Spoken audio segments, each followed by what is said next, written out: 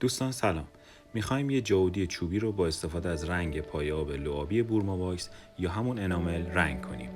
طبق معمول با سنباده شروع میکنیم تا سطح چوب رو برای رنگ زدن آماده کنیم.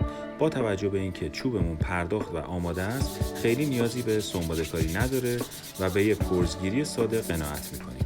برای رنگ کردن همونطور که قبلا گفتیم از رنگ انامل بورما واکس استفاده میکنیم که با 28 کد رنگی جذاب و شفاف تنوع رنگی عالی داره.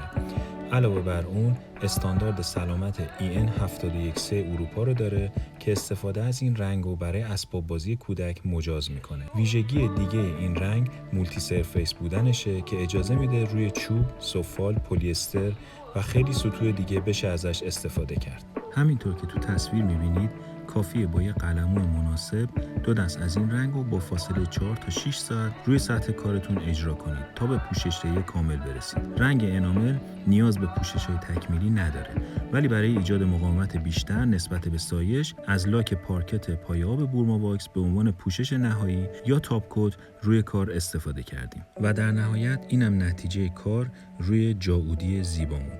ویدیوهای آموزشی ما رو میتونید تو کانال یوتیوبمون که لینکش رو این زیر میذاریم دنبال کنید. ممنون که همراهمون هستیم.